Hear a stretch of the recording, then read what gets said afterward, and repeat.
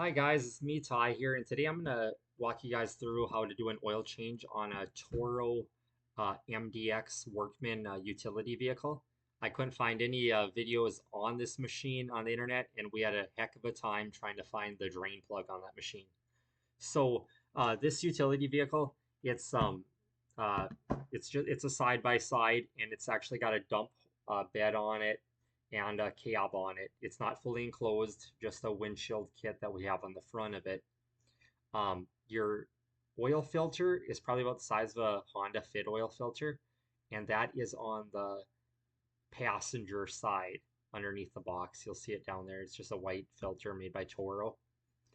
And I looked in the service manual for it, and it was saying right by there should be a hex head plug to drain the engine oil out of it. And I searched everywhere on that side of the engine by the oil filter, and I couldn't find it. The only plug I could find was for the rear differential, the transaxle.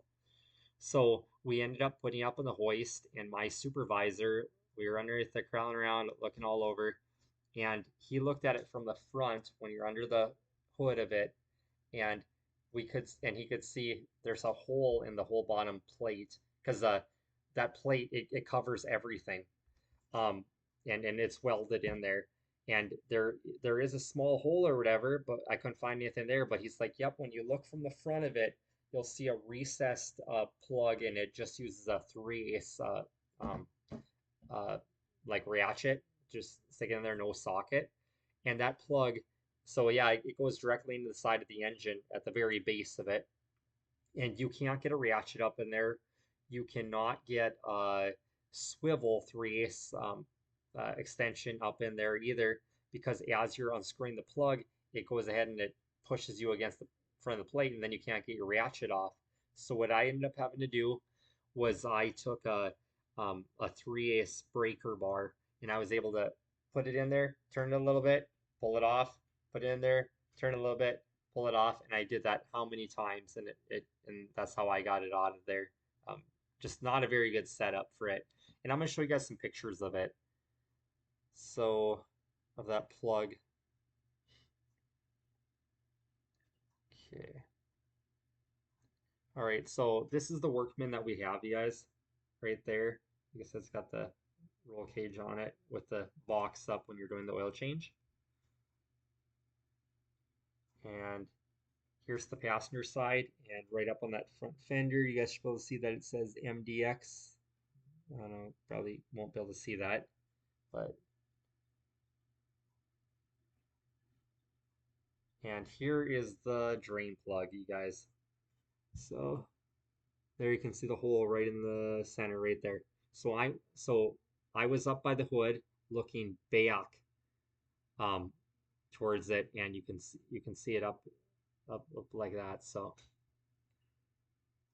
and that should do it for that. So um, with that machine there, it's yeah, like I said, it's a Toro filter. I forgot what number it is.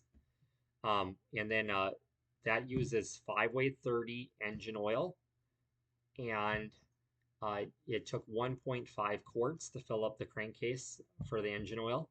And then I also checked the transaxle in the back, um, your rear diff or whatever. And with that, there is a drain plug on the bottom of it, and then there's a check plug on the side of it, a check bolt. So I pulled that out, and fluid was coming out of that, and that takes 10-weight 30 motor oil actually in that transaxle.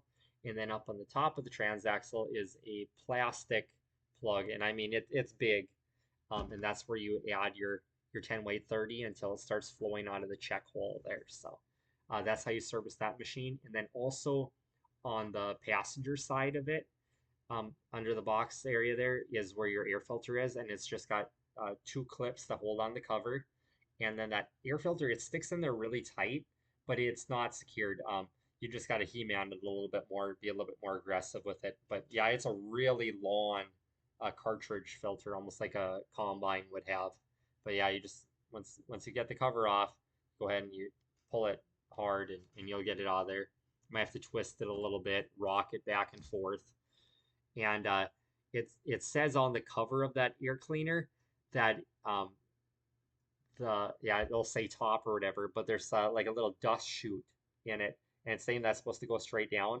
Well, you don't want to have it going straight down because the two clips, the one, if you crank the lid that way, you won't be able to get it latched. So I have it kind of facing off to the side a little bit.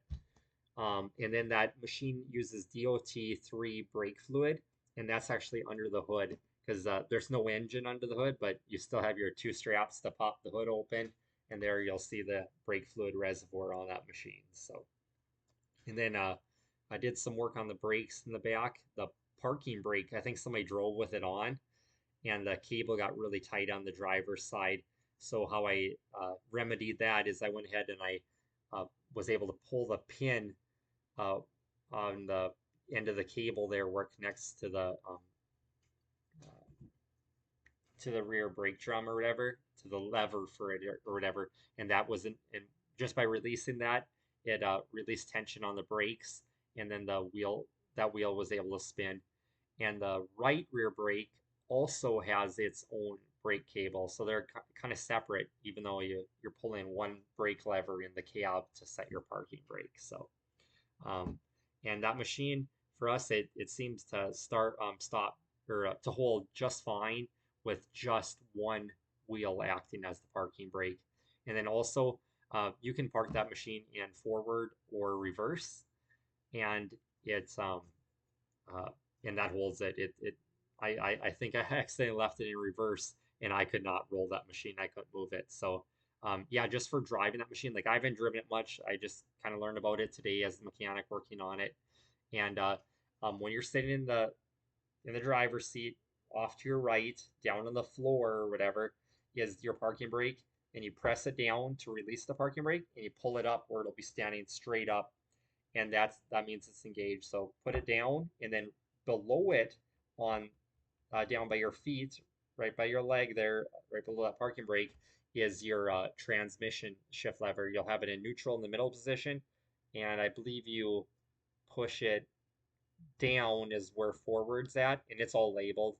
Pull it up to put in neutral, and then pull it all the way up, and I believe that is reverse. And then right next to there, there's a knob that you can pull out. That is your choke for cold weather starting. And then as soon as you get it started, you can go ahead and push that knob back in, and I'll turn the choke off. And then on the dashboard off to your left, uh, off to your right, you have the key, and that's very easy to accidentally leave on. So you go ahead and turn that on, and then off to your left of the steering wheel, the first button you have is to raise the box, and you just hold it, and as soon as it starts clicking in the back, stop, because you'll strip out the gears that raise up um, the box. And it really kind of confused me because I didn't see anything in the service manual about any hydraulic oil, but it does look like a hydraulic cylinder, but it's obviously an electric motor, though, where you can hear the click, click, click, click, click. So, so yeah, that's to raise the box. Press it at the top of it or whatever, and that'll raise it. Press it at the bottom of that button, and that'll lower it. And then right next to that one, I believe, is the headlights. And then next to that one, I'm not sure. Might be emergency flashers or something. I don't remember. And can I think of any other options on that machine? I really can't, you guys. So that's about all I can tell you about it. And I hope this helps you guys because, like I said, I have yet to find a single YouTube video about how to work on the Toro MDX Workman utility vehicles. So, and yeah, I showed you guys pictures of it. So that should help you guys. All right, take care.